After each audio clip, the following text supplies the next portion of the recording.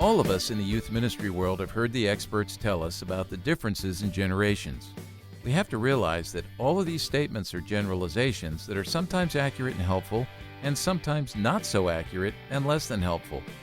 What should we think about generational theory? And how can we as people who care about and love kids use it with wisdom and discernment in our youth ministries? Listen in as I chat with my friend Crystal Kirgiss and three of our youth worker friends about the good, the bad, and the ugly of generational theory on this episode of Youth Culture Matters.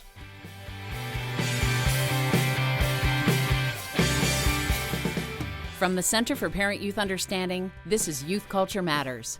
If you're a parent, youth worker, educator, counselor, grandparent, or anyone else who cares about kids, we're glad you've joined us for this practical, informative, and hope-filled podcast. This is a place where together we talk and think Christianly about the rapidly changing world of today's children, teens, and young adults.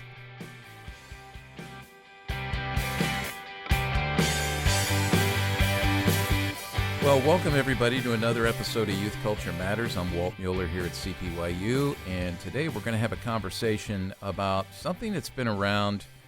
Well, I really think it jumped on to the map in some big ways back in the late 80s and certainly through the 1990s. I have a stack of books next to me that is evidence of that as I was reading through those over the years. We're going to be talking about generational theory. Is it a good thing? Is it a helpful thing? What are the benefits of it? Are there some negatives? Because we hear constantly about, especially in youth ministry, this next generation or the emerging generation, and we know that generations over the years have been labeled. We're making some shifts now from ministering to Generation Z to now the next generation, which they go by a variety of names that people have labeled them. That's all part of generational theory. We're going to talk a little bit about Jean Twenge and her recent book, Generations, where she labels them polars, those kids who are starting to come into our ministries, in our children's ministries now for sure. And joining me in this, we have an esteemed group of folks who are going to engage in the conversation. First off, my friend Crystal Kirgiss. Crystal, welcome. Hello, thank you. Yeah, those of you who are longtime youth workers who have been at any of the youth worker conventions, youth worker training events, you've probably sat in on some of Crystal's training. She's written a lot about adolescence and she's got some great thoughts on that. Crystal, by the way, well, tell us first, what you're doing vocationally now, and then a little bit of some of your hobbies. We love your hobbies, right? I serve as the director of discipleship content and partnerships for Young Life. My husband has worked for Young Life for a long time. I've worked for them for about the last 5 years. So creating content that youth workers can use in their relationships with teenagers, going deeper with Jesus. My hobbies, in large and general, are books. C.S. Lewis is not a hobby. It's more of a central highlight of life for me. Obsession. And then obsession. Yeah. Fair enough, Walt. That's a good one. It is a good one. And then my academic life was in the literary field, but I was a historian. And so I did a lot of work on the history of adolescence. So we have talked in generations for quite a long time, but it was just whichever kids were in the sort of the adolescent stage of life, that was the rising generation. And they were called that for hundreds of years. That's what they were referred to. Well, good. Well, we're gonna lean into that a little bit. So, and then also joining us, our friend Jess Van Rees from British Columbia. Jess, welcome. Jess is one of our CPYU research fellows. Thanks for having me. Excited to be a part of the conversation. And Jess, what generation are you a part of? If we go by I would be considered the high end of Gen Z. Okay. I'm a younger. So. Okay. I'm a baby boomer. Chris Wagner here in the studio. What are you? We talked about this, right? You're Technically, most of the time I fall under millennial, but I don't, because I was born in 81. Yeah. And often that started in 80, but I don't fit the millennial stereotypes in any way whatsoever. No, you don't. We're actually trying to figure out what stereotype you do fit. So, Generation Have Wagner, fun with that. Generation W, Generation Wagner, right? So, Crystal, what? I'm going to ask you your age. It's okay. What generation? I was born in 63. So this year was my 60th birthday. And I'm one of those, I like fall on, theoretically, sometimes I'm a boomer, like the very end of it. And then what's the one that comes after that? Well, Gen X. Yeah, I was born in 1963. That's my generational identity. Yeah, right. So this is one of the problems with generational theory, because if you go to the last day of December in 1964, you're a boomer, but if you were born the next day, now you're an Xer, right? So that's kind of the problem with some of these parameters, but we'll unpack that. And some of them are short enough that you really can be, when they were stretched out a little longer, the same generation as your parents. Yeah, that's true.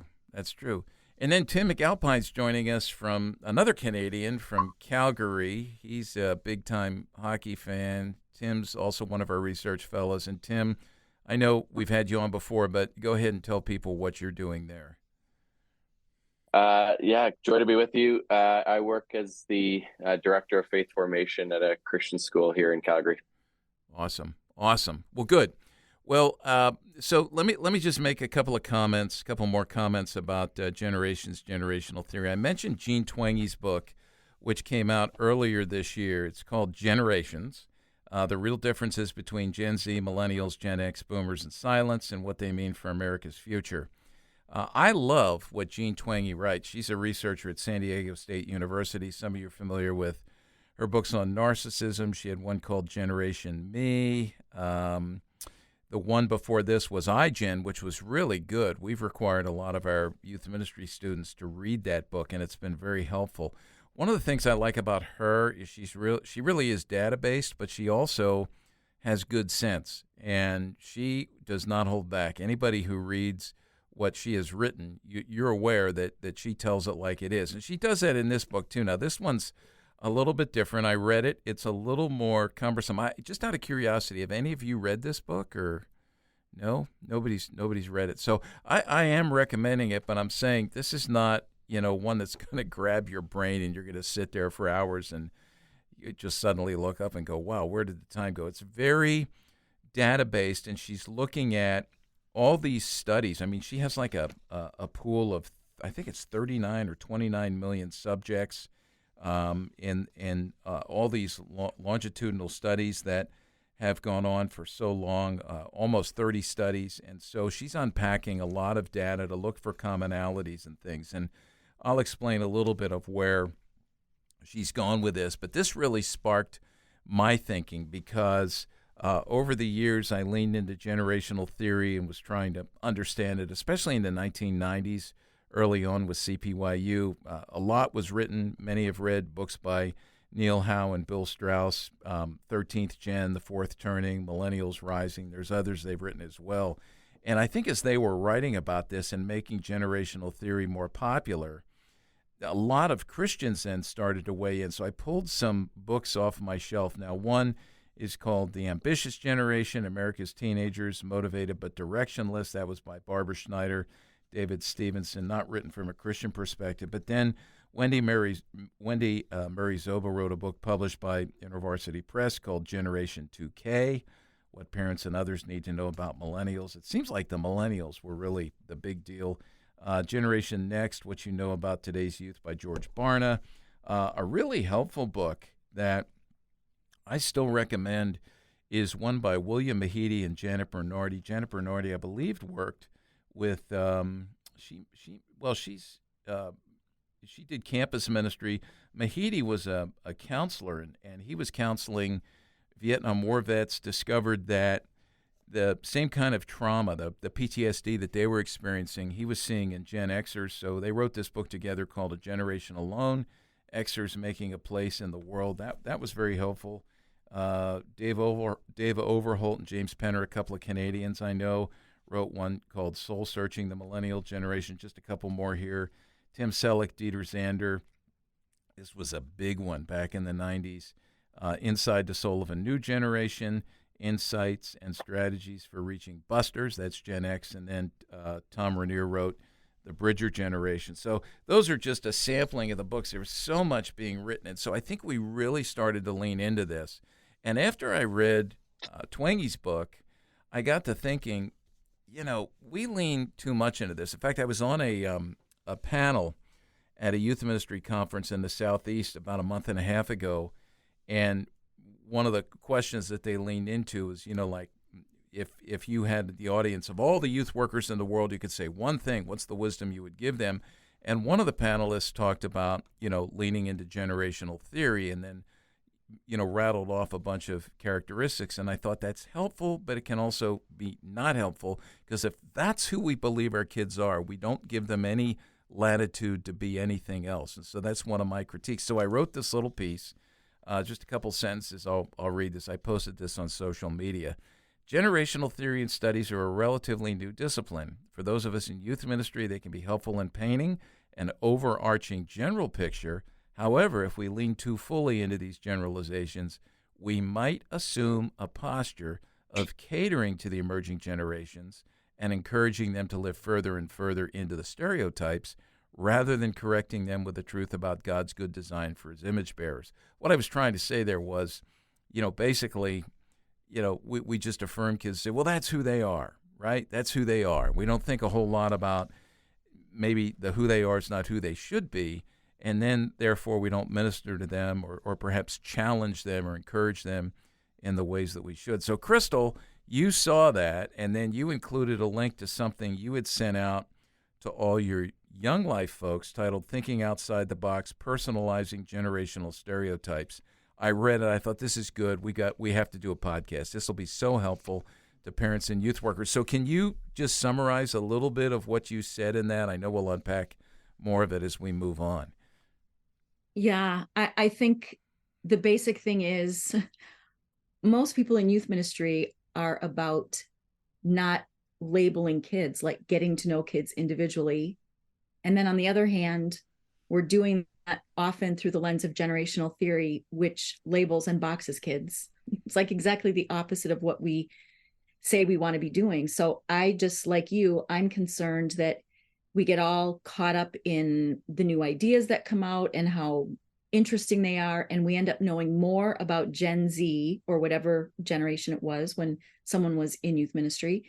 We know more about that than we might know our kids individually. Yeah. And that it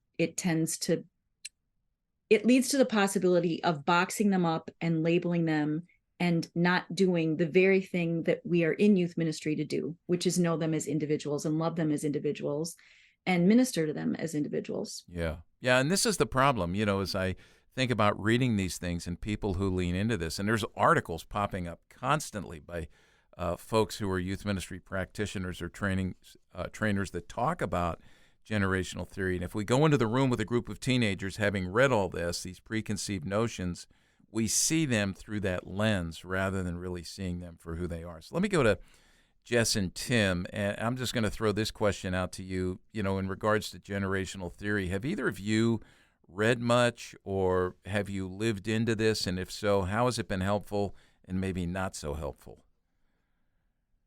And I don't care who goes first. Yeah, I can go first. I don't think in my cultural or like my current church context, it's a huge conversation, but it is, yeah, you see it all over media. It's like, oh, classic Gen Z, classic millennial, classic boomer, and just, yeah, the quickness to put people in boxes. What I did really appreciate, though, working with parents in my past youth ministry context, Crystal, you mentioned this in one of your articles I was reading. I think you wrote a couple, or anyway, I read this from what you said, is the fact that we tend to focus on adolescents and young adults as it's some kind of mystery of like, there's someone that we have to figure out, and it's easier to figure out the mystery by reading books on someone rather than just getting to know them. And I think I notice that lots with parents. They're seeing their kids are a mystery to them. They can't quite understand them. And then they will tend to read more Gen Z books or listen to Gen Z podcasts to try to understand their kids in the cultural moment rather than just asking questions. So I think that's kind of where I saw it more as like interacting with parents, and just the tendency to read about someone rather than just getting to know them. And it is helpful to read about them, but also to ask questions about your kids. Yeah, that's good. Tim, what about you?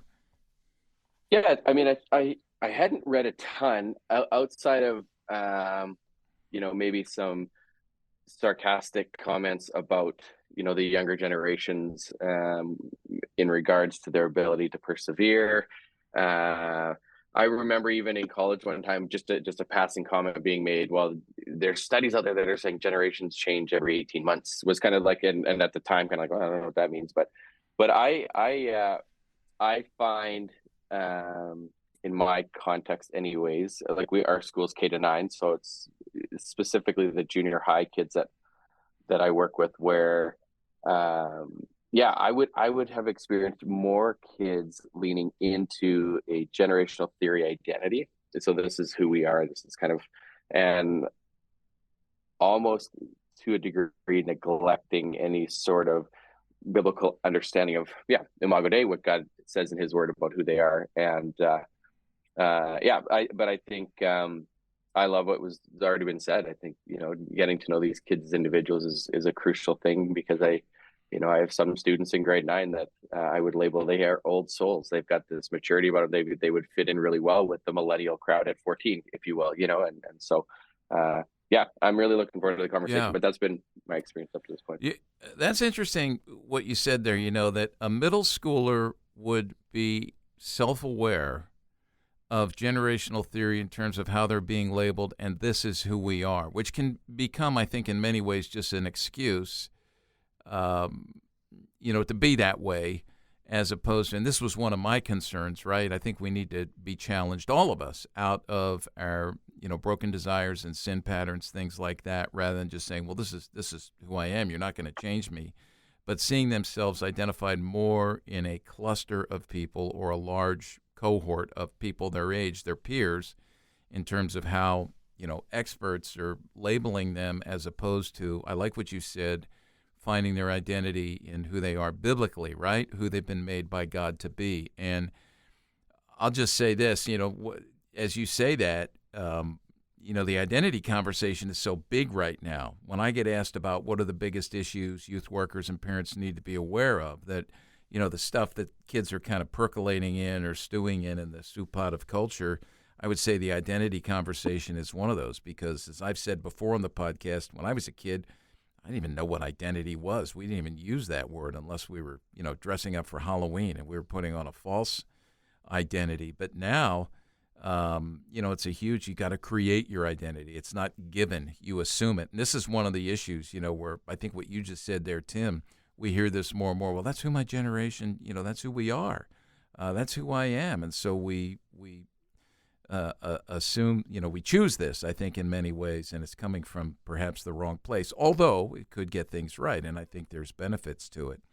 Let me just make a comment here about generational theory, because when you study generations and generational segmentation, it really is a post-World War II phenomena, in the sense that it all began with marketing, because, and this is where the baby boomers got their name, right? The war ends, World War II ends, the GIs come home,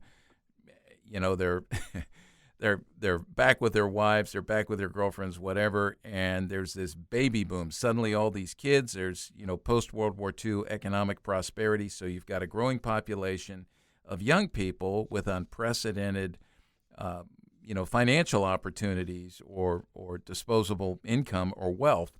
And marketers tap into this, and now rather than just marketing their products to people, now they're marketing them to generations. And so if you study the history of marketing, you see how this works itself out. And it's really caused divisions, I think, because we see ourselves now as more part of different generations than the human race. And I think it's crept into the church, and we can maybe unpack that as well.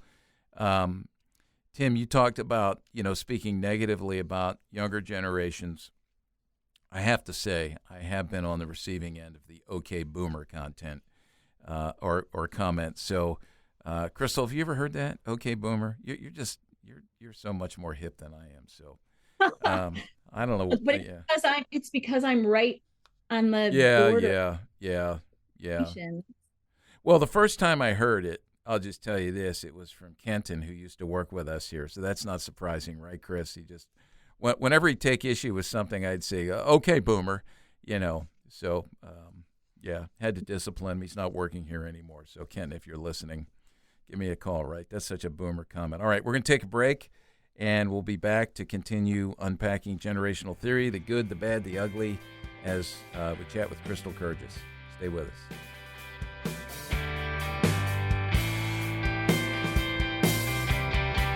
Youth workers, we're thrilled to announce that registration is now open for our second annual Northeast Youth Ministry Summit to be held from March 4 to 7, 2024 in beautiful Ligonier, Pennsylvania. This practical and hope-filled youth ministry training conference is co-sponsored by CPYU and our friends at Reformed Youth Ministries. Our theme this year is Cultivating Wisdom and Discernment. You will experience theologically sound youth ministry training, a great sense of community, rich times of worship, exposure to great resources, and opportunities to grow in your effectiveness at ministering to the emerging generations. Last year's first ever Northeast Youth Ministry Summit was a great time of being equipped, connected, and encouraged. Space is limited, so you will want to register soon. You can learn more, see the schedule, meet the speakers, and register at nymsummit.org. That's nymsummit.org.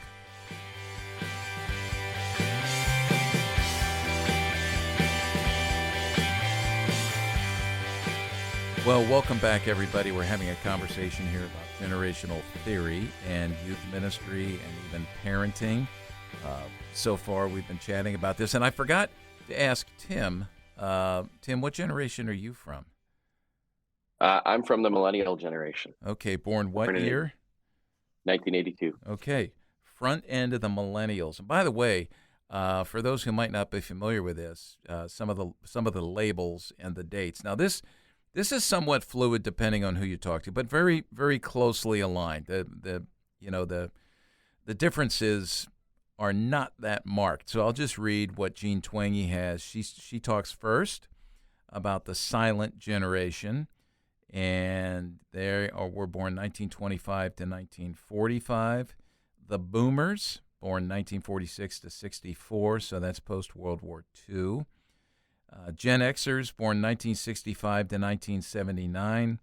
Millennials are 80 to 94. Gen Z is 1995 to 2012. And then she labels this next generation as the upcoming generation as the Polars, born 2013 to 2029. So, by the way, I recommend the book. I think there's some great stuff there. And I will say this, that the overarching flow of the book, what she has seen, if I can summarize it very quickly, and I hope I do this fairly, is that from the silence to the polars, if we understand that arc of development, she says the changes that have come have really been influenced by new technological developments. Obviously, in later years, we think about the smartphone, the iPhone, that sort of thing. Moving forward, we'll be talking about artificial intelligence, the metaverse, transhumanism. Who knows where that's going to go? And these things definitely do influence.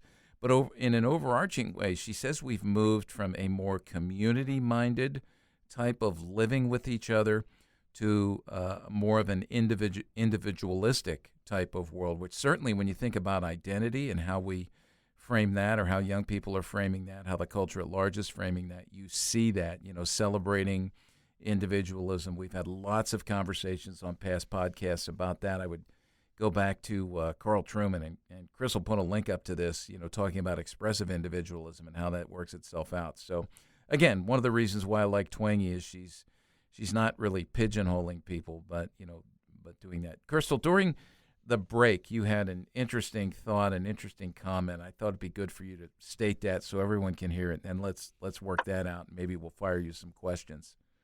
Okay, so I assume you're talking about the human development. Yes. Yeah. I only took a few psychology classes in college, which was a really long time ago. So forgive me for all the things I don't get right. But it felt like for a long time we were talking about human development. That was sort of front and center, that these are the different stages of life from childhood, a young adulthood.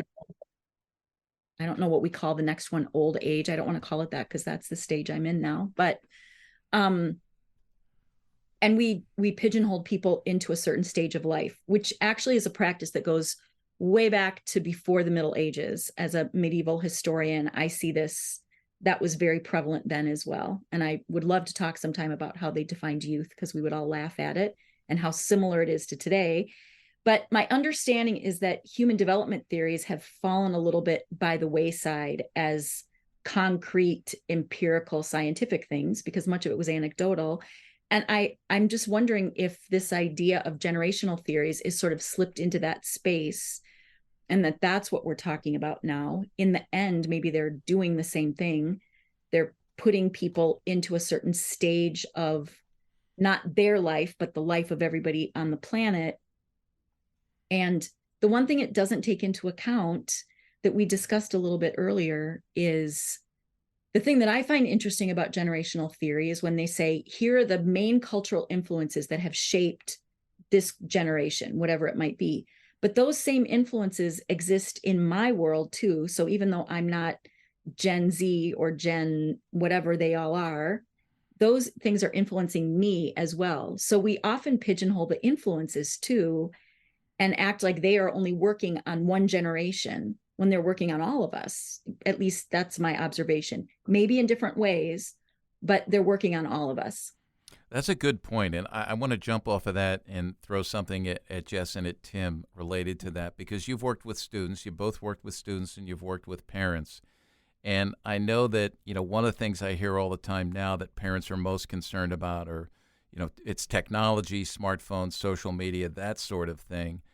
Have you found that parents that you work with tend to be concerned about those things in the lives of their kids, but largely ignorant to the influence of those things in their own lives? Yeah, I think my experience here. So I heard I think it was a sociologist one time talk about how we as parents implement time limits on the internet for our kids, and we do so essentially as a means of harm reduction, because we know that it's harmful, but we don't know what it is, and we don't know what's out there. We don't know what potentially could happen. So we from yes, I would suggest like an ignorant standpoint, but I got to do something, right? Yeah. Like when I talked about, I got to do something for my kids, so we're going to put on these parameters. But so what I've experienced with parents in particular, it's almost as though you can see those that are comfortable and believe in the sovereignty and providence of God in all things, that there's a bit of a peace with them, and they seem to be able to have the maturity or discernment, the ability to discern what's wise. So to the point of all generations that are alive today are being influenced by these cultural influences. I think there are those that just kind of have the ability to discern, well, this isn't wise, I'm not going to spend as much time. And then what I see in our students makes sense, even just from a cognitive development perspective, that they're, maybe they don't have the discernment or the wisdom or the perspective that, hey, being on my phone for 8 hours a day isn't a smart thing to do. But I do think that if anything, there's an underlining fear that parents have today, a fear of the unknown and a fear of, I don't know what to do. I don't know how to navigate this. You try to take my phone away. It's getting younger and younger that kids have these. And as a parent of a junior high daughter and a son in grade 6 and a 2.5 year, like I'm living that world right now too, where it's easy for that fear to creep in and be the driving factor for the decisions we make in parenting. Can I follow up with that and just say, in terms of, parents seeing the fear, you seeing the fear, does it tend to lend itself more, and this springs off of, Crystal's observation earlier, does it tend more to spark the parents to try to put limits, borders, and boundaries on their kids to protect them from danger and harm, and largely being very ignorant to doing the same for themselves? Yeah. Yes. And I actually think what I find with kids that seem to have and I know the conversation's not about technology, but I think that's such an influence in what we see in these young people is there's been a shift in parenting where parents, maybe a shift, I don't know, but it appears they're more concerned about being our kid's friend. So the fear that parents have more than being afraid of what is there in technology is being afraid to upset their kids. And so instead of providing wise boundaries for our children, we're more like, okay, well, just don't be upset to do what you need to. Oh, you're the only one without a phone. You're the only one without social media. Okay.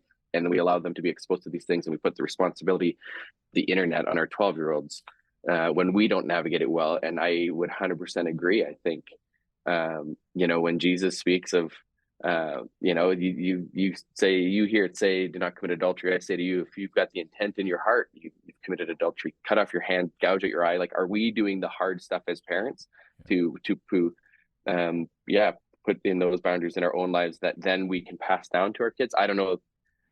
I think there's areas in my life that I could improve in that area, Yeah. But you sparked before I go to Jess, you sparked a thought there where I'm thinking about generational theory, and you made a comment about parents wanting to be their kids' friends, right? Like, is it possible that generational theory has tapped into, or at least thrown a little bit of fuel on the fire, this fact that we don't want to get old, we don't want to die, which is a theological reality, right? Because we think about, the human fall into sin and the consequences, spiritual death, physical death, and the sufferings of life. And we try to avoid that because that's not the way it's supposed to be. I wonder if generational theory has helped to throw a little gasoline on the fire of that for parents, where they're going, I don't want to be a boomer. I don't want to be an Xer. I want to be a millennial. And then you look at the way we live and we try to change our lives and look younger, and the whole fashion and style industry. Just a thought. I don't know. I mean, is generational theory fueling that when we differentiate? I think I think that's always been the case, Walt. Yeah. We just maybe didn't say, I want to be a millennial, but people have always wanted to be younger. Yeah. They used to mock older people centuries ago for dressing like the youth. Yeah. So I don't know that much really about human nature changes over time. Yeah, right. And we're going to get to that. Yeah, you're right on. But, yeah. I'm getting ready to, by the time this airs, it's probably over, but I'm going down to speak at the Legacy Grandparenting Summit in Dallas. I think some folks might be, joining the live stream of that. But as I'm thinking about it and talking about culture, and I'm going to talk to them, Wayne Rice asked me to talk about, cultural changes and some advice for grandparents since I'm a grandparent. And I pulled out a photo of my grandparents holding me when I was about a year old. And I just stared at the photo because they're in the photo. They're actually probably 15 to 16 years younger than I am right now. And I'm just thinking to myself, they look like they're 20 to 30 years older. Now, I don't know if it's just me being wishful and not recognizing the reality of things, but I don't ever remember my grandparents, trying to be young. And I know that there are people, that's been the case. Like you said, Crystal, I think it's really ramping up in so many ways, and marketing plays into that as well. All right, Jess, you were going to say something. I was thinking more so in regards to like parent understanding of technology and how it influences them and the students. But even what you were saying just now is we're going to cling to the positive stereotypes, and we're like, oh, we're not part of the negative group of our generation. Like, we're always just going to be wishful thinking, no matter what is being talked about us. If it's our generation or our personality type or whatever, we're always going to hold to the positive aspect of it. But in thinking of how parents interact with technology, I think it's our tendency to see, it's easier to look out there of like, oh, the dangers for them. It's the whole Matthew 7 kind of principle, the fact of why do we look at the log in another person's eye, not the speck in ours, of it just it's so easy to see and to judge the other generations of, oh, they're struggling, or they have no boundaries with social media. And it's harder to have a look at actually what the dangers are in our life or how we're interacting with media. depending on what generation you're in, or just, we're just so quick to judge how other people are interacting with culture. And it's harder to take a look at ourselves. That raises a point. I made a list, and this is me, right? Okay. People would expect this from me. My great concerns about generational theory, and you sort of alluded to that here, Jess, without mentioning the word I wrote. And I just wrote, I think it facilitates bigotry and bias. If we lean in it too much, So, for example, if I hear someone say all old people, and then whatever follows, or all teenagers, or we can even get into this by race, ethnicity, nationality. I just think, I mean, it's bigotry in so many ways, and we cry foul, rightly so, at racial bigotry, but I think generational bigotry is an issue as well. I may put you on a spot here, Crystal. Didn't Lewis talk about generational snobbery? Wasn't that one of the? He talks in the inner ring. He talks about the snobbery of like being, wanting to be in the inner group. Yeah. I don't know, but if you gave me 2 minutes, I could find out. Yeah, I did. Well, you have 2 minutes, but whether you find out or not, I mean, this is one of the things that I remember reading about Lewis was generational snobbery. Just when he talked about that, we assume that we today we know so much more than the generations before us, when actually, if you think about it, generations ago almost everybody could speak Latin, and today can. So he was talking in big, like, historical epochs of time. Yeah, that was a problem for sure. Yeah, and I'm just going to say, if anybody believes that he's wrong, just read a more modern text and then read something written by the Puritans, and you're going to realize just how smart they were and how shallow we are. I mean, it's amazing when I read them, especially when it comes to theology or popular theology, what we try to write. You just mentioned sort of age bigotry, making grand sweeping statements about other generations. And I'll go into my little historical mode again. That also is very common. In the 1600s, past preachers were often writing about, isn't it a shame if you've gotten into your teens, which was a phrase that they used, but you're not able yet to recite these part of the catechism? Sort of the assumption that you should be able to, but you can't, and you don't because you're a teenager and you don't care. Or to think that you're too old to be catechized. And a lot of assumptions about that, whatever epoch of history or whatever year they were living in, they assumed that it was the worst time and the hardest time to be alive. And so none of the youth were going to survive it. It was the end of all good things. That feels like a thing that's repeated over and over again throughout history as well. But things that are repeated aren't interesting. So we have to give them a new name every generation or so and make it something brand new. We have a new idea when really it's just an old idea that's being restated. Yeah. Let me, we're pretty close to taking a break, I think. So I'm going to fire off what I have on my list. And if there's anything that jumps out at you folks, let's come back and talk about it. I've got some other ideas for how to use generational theory properly. I want to hear from Jess and from Tim on that. But here's my list, okay? It's random. It's not in order. I mentioned the bigotry item, facilitating bias. So we say all old people, all young people, which is completely unfair because you enter into a relationship with someone, you have assumptions that could be way off. Speculation. It's speculation on what might be versus what actually is. I think it can become self-fulfilling. Tim sort of mentioned this when he's talking to the middle schoolers. Well, that's just the way we are, right? So I hear about it, now I embrace it, and I live into it. I think it pigeonholes kids. It doesn't allow them to be individuals. Rather, they're seen as part of a larger group, sometimes misseen, not seen clearly. I believe it can cause us to overlook personality and background experiences. So we were actually talking during the break about, how each kid is an individual. Everyone's a story. I often tell students when I started out in youth ministry, if I had 30 middle school kids come into a room and sit down, I'd look at them all and think they were all the same. Now, please understand what I mean by that. What I was saying was I was discounting the role of their home situations, the role of their life experiences, and how that would have shaped or misshaped them.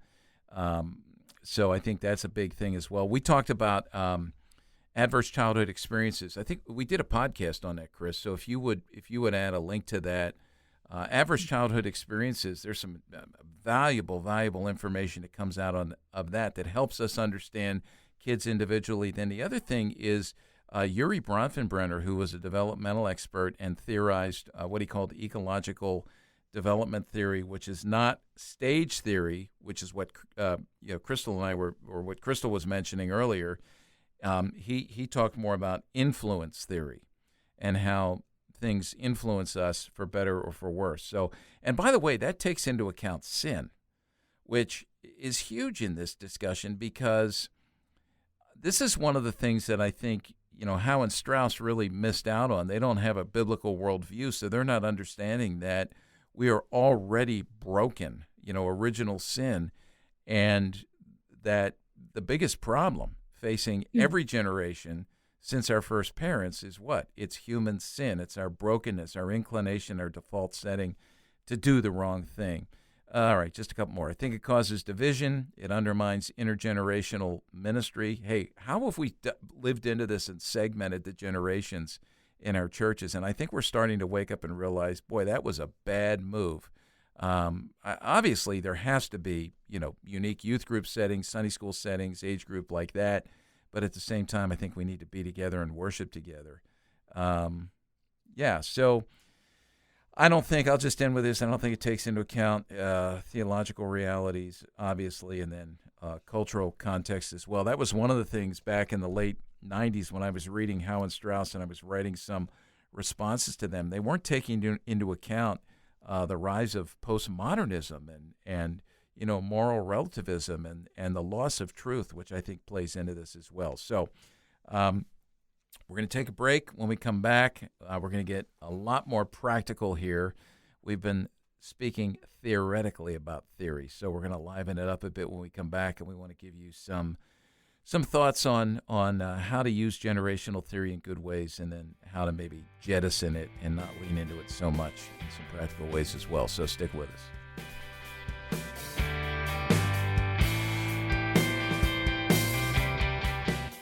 If you enjoy listening to Youth Culture Matters and would like to support the ongoing efforts of this ministry, you can do so by visiting cpyu.org/giving to make a donation.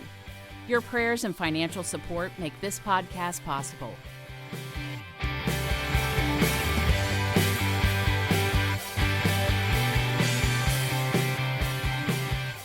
Okay, we're back. Now, before we jump back into this conversation, I want to let you know I've got a friend in here in the studio along with Chris and myself, our friend John Barry. John, welcome. Thank you. John, glad to be here. You're doing youth work as a volunteer, right, at our church, Westminster Presbyterian Church in Lancaster. Yes. What I always ask this question: what do you prefer, middle school or high school? Oh, that's a tough one. The way we do things at Westminster is we start with 7th grade and then we move up with them every year. So okay.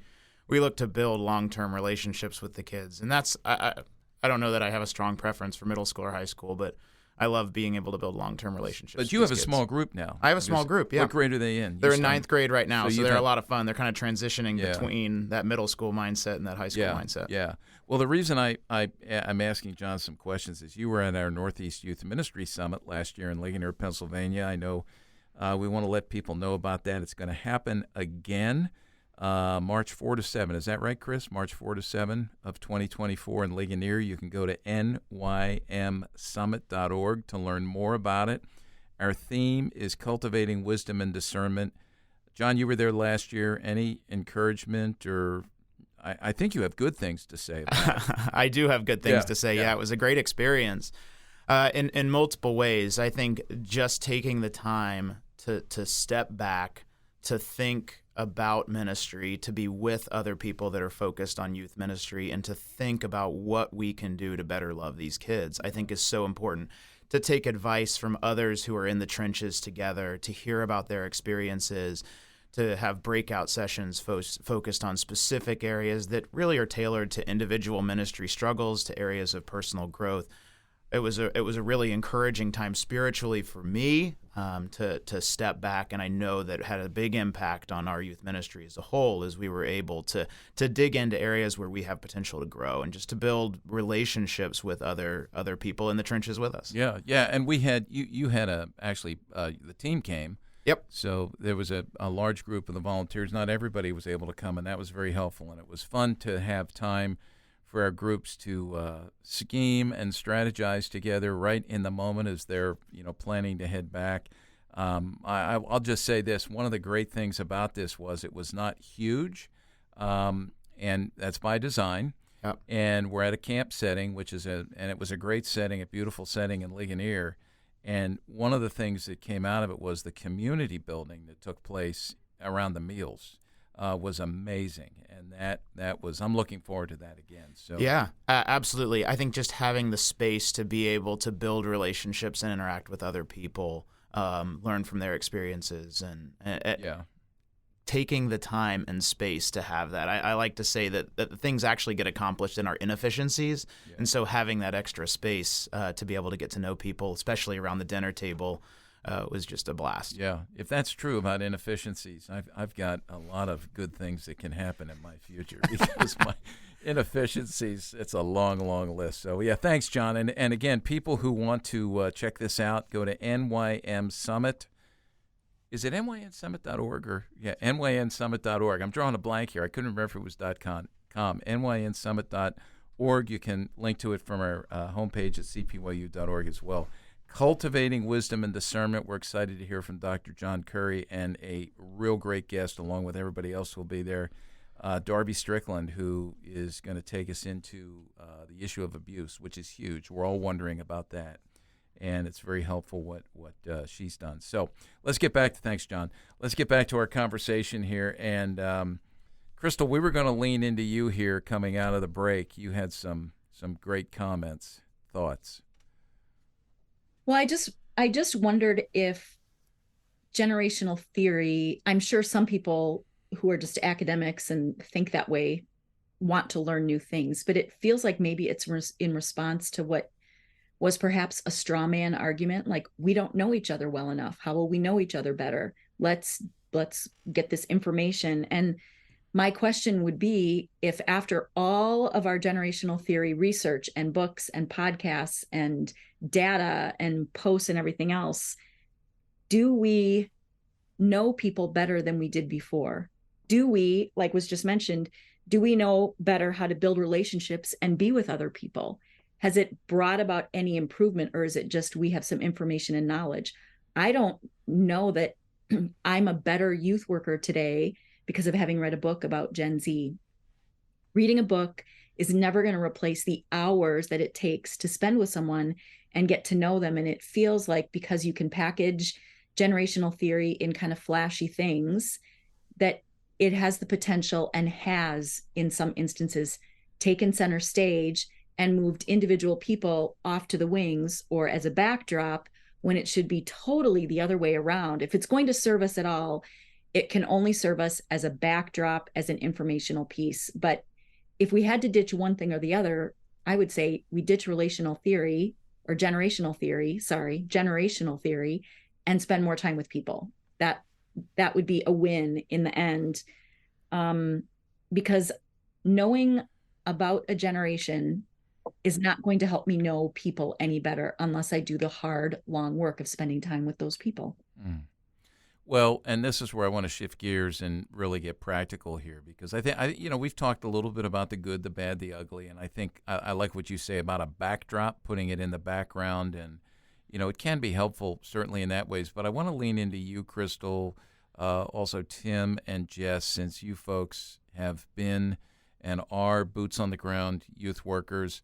How can we best make that happen? What are some good suggestions you have for us to get to know kids? How have you all worked to get to know your students, their families individually, and maybe been able to push the generational theory and the pigeonholing, into the background, as a helpful thing while really pursuing relationships and really getting to know students. So I don't care who goes first, but go ahead.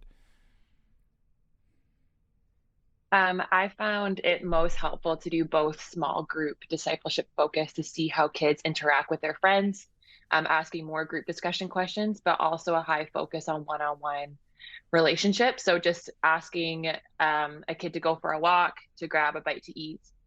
One practical advice that I always used to give my youth leaders is that especially when you're getting to know a kid, do an activity together, go on a walk together, because it's so intimidating for a 13-year-old to be trying to make eye contact with you and answer personal questions about themselves. So I would often go on walks or try to do paint or do something together. And common questions I would ask them would be, what do you like about school? What do you not like about school? Asking about their classes and asking the why. Like, why do you like that? Why do you not like that? Asking what shows and what movies they like, and asking the why. Why, like, what about it do you like? Or what about it do you not like? Asking about their friends, who they like, and what kind of personalities are their friends, or what do you like to do together with your friends? Just being curious about the different aspects, but really making sure to guess the why questions of why do you like this? Why do you not like it? Those are that's how it's been really helpful for me to get to know students.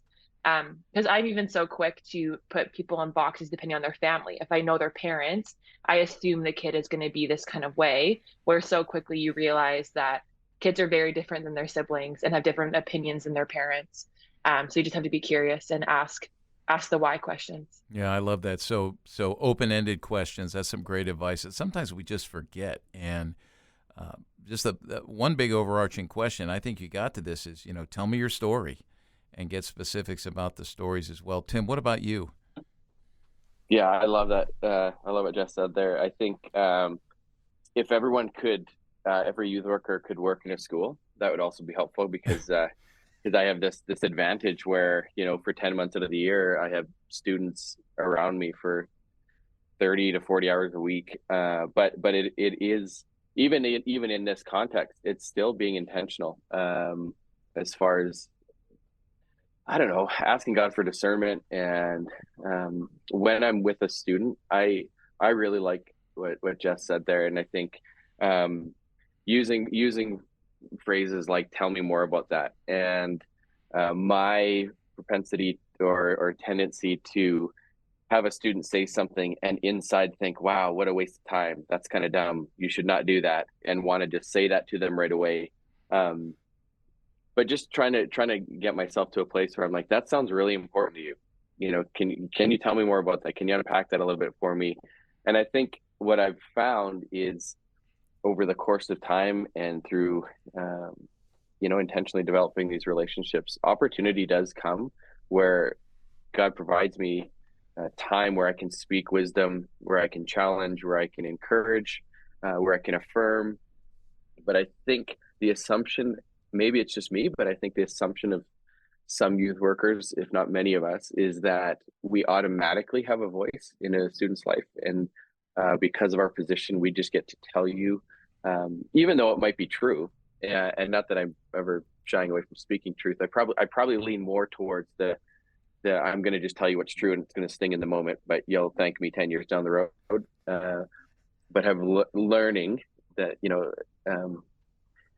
that there's just more opportunity than we think, and I think providing kids that opportunity to kind of work through some things. Now, obviously that comes with you want to be discerning, you want to be careful, you want to be important, intentional. But the other thing that I found really helpful is really working to partner with parents, acknowledging the parents being the key disciplers in the students' lives, building the relationships with the parents. So when I have a specific student who has been brought to me for a specific reason, I am often with the parent, talking to the parent, finding out what they would like, or how I can support them.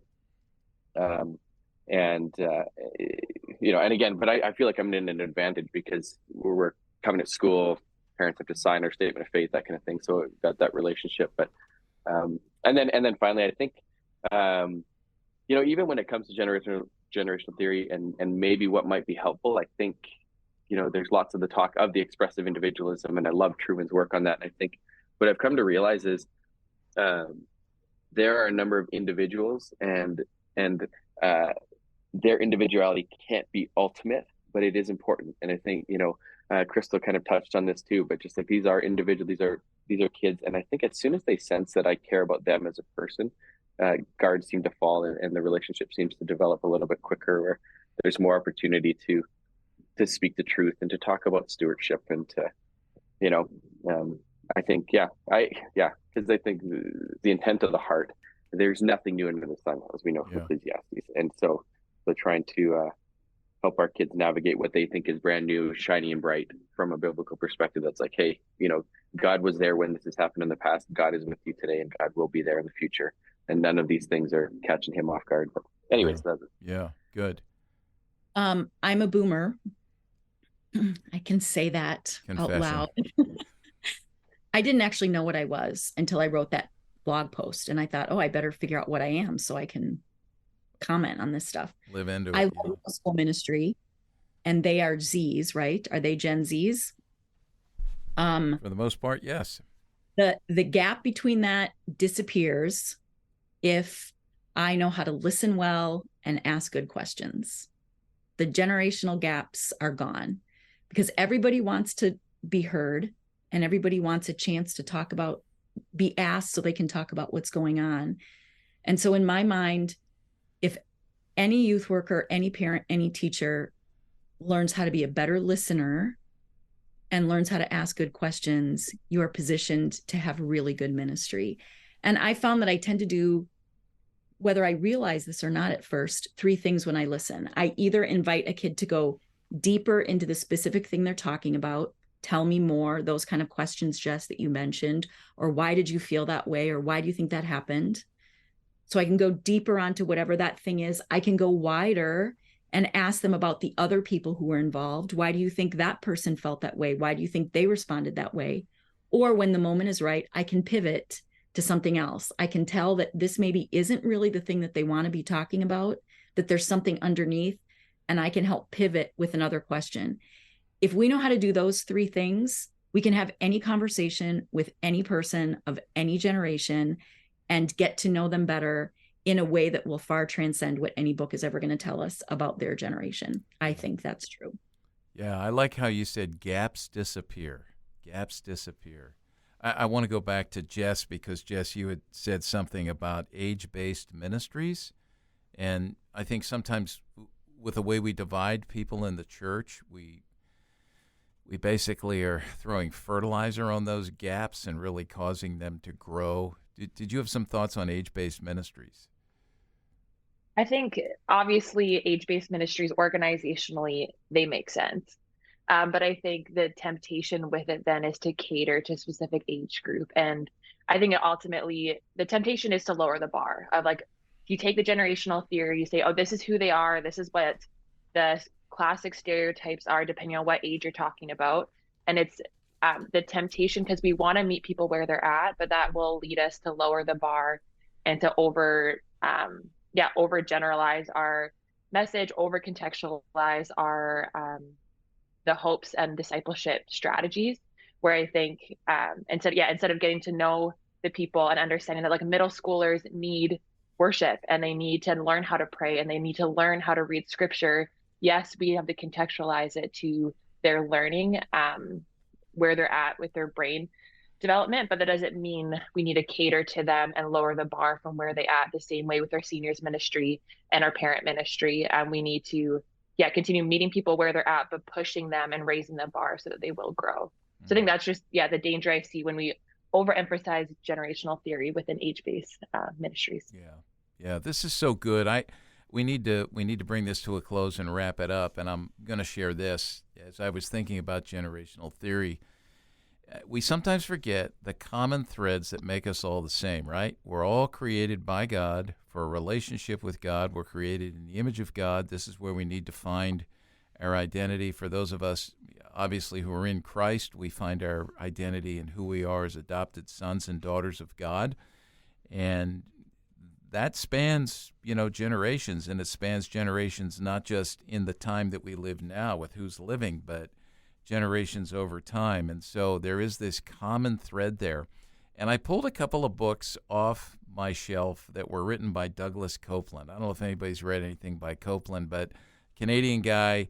And Copeland's the guy who actually coined the term Generation X in his book back, I believe, it was really in the early 90s, maybe 90 or 91. I have that book. Well, he wrote another book that I would often quote. I haven't quoted it for 10 or 15 years, but it was a little novel called Life After God. And the last page, I'm just going to read this because this is the commonality, right? This is how the book ends. And so let's understand what's common to all of us, regardless of generation. And he writes this. He says, "Now here is my secret." This is the narrator speaking. "Here is my secret. I tell it to you with an openness of heart that I doubt I shall ever achieve again. So I pray that you are in a quiet room as you hear these words. My secret is that I need God, that I am sick and can no longer make it alone. I need God to help me give because I no longer seem to be capable of giving, to help me be kind as I no longer seem capable of kindness, to help me love as I seem beyond being able to love." And so the cry for redemption, it's there. The groanings that we read about in Romans 8 of all creation, it's the groanings of all generations. And so let's keep that in mind and look for the commonality. Generational theories, we've said here, is helpful. I think it's helpful to read Gene Twange's book, Generations. But I would recommend, and I think these folks would agree with me, don't lean so much into it that you forfeit your knowledge of individuals and what is common to all of us.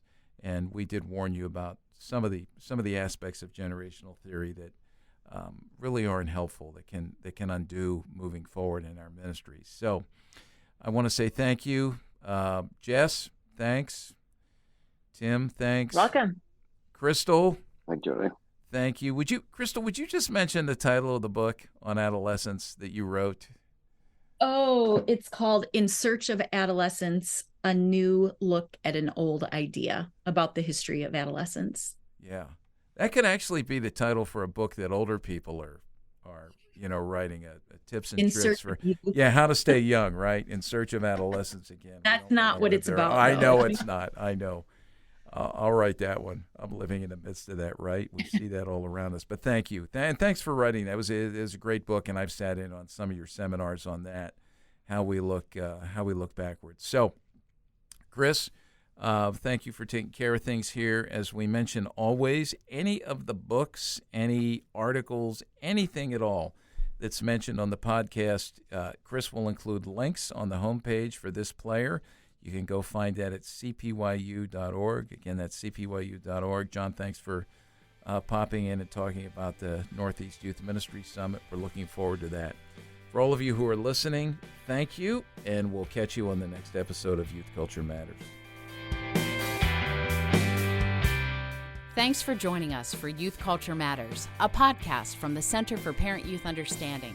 If you'd like to learn more about today's youth culture, visit our website at cpyu.org. And if you have any questions, comments, or feedback, email us at podcast@cpyu.org.